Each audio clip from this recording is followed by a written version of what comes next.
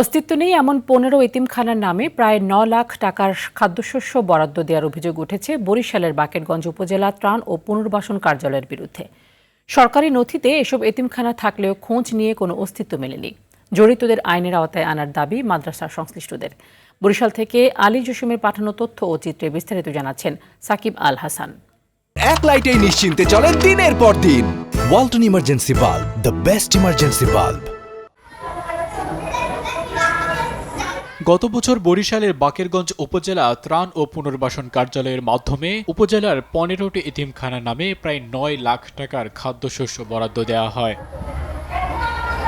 বরাদ্দের তালিকায় থাকা মাদ্রাসার নাম ও ঠিকানা ধরে উপজেলার বিভিন্ন এলাকায় খোঁজ নিলে বাস্তবে এসব মাদ্রাসার কোনো অস্তিত্ব মেলেনি। কোনো এতিমখানা নামে কিছু অংশ পরিবর্তন করে তৈরি করা হয়েছে একাধিক ভুয়া এতিমখানা। বছরের পর বছর এমন অনিয়ম চললেও এসব বিষয়ে জানেন না দায়িত্বে থাকা উপজেলা ত্রাণ ও পুনর্বাসনের এই কর্মকর্তা।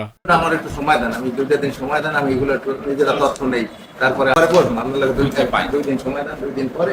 এতিমদের অর্থ আত্মসাতে জড়িতদের বিচারের মুখোমুখি করার দাবি মাদ্রাসা সংশ্লিষ্টদের। আমাদের মাদ্রাসার নাম হলো মুসলিমপাড়া মমতাজুন্নেসা মহিলা মাদ্রাসা, আর আমাদের ভাই যে নাম নিয়ে আসছে যে মমতাজুন্নেসা মহিলা মাদ্রাসা, এই নামের সাথে আমাদের নামের সাথে কোনো মাদ্রাসার নামের মিল নাই। আমরা শুনছি যে বরাদ্দ হয়েছে 3 টন জিয়ার, কিন্তু আমরা কোনো পাইনি। এই প্রতিষ্ঠানের নামে কোনো চাউল বা গম বরাদ্দ আমরা এখন পর্যন্ত পাইনি। অতীতে এই নামে আমাদের প্রতিষ্ঠানে কোনো চাল বা অর্থ কোনো কিছু আমরা পাই নাই। মাদ্রাসার নাম দিয়া তারপর এভাবে খাচ্ছে, এই যারা খায় তাদের কঠোর বিচার হওয়া উচিত।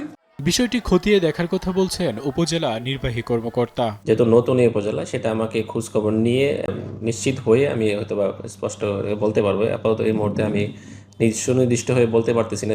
যাচাই বাছাই ছাড়া কিভাবে এসব প্রতিষ্ঠানের নামে খাদ্যশস্য বরাদ্দ দেওয়া হলো তা খতিয়ে দেখার দাবি জানিয়েছেন স্থানীয়রা। সাকিব আল হাসান, RTV।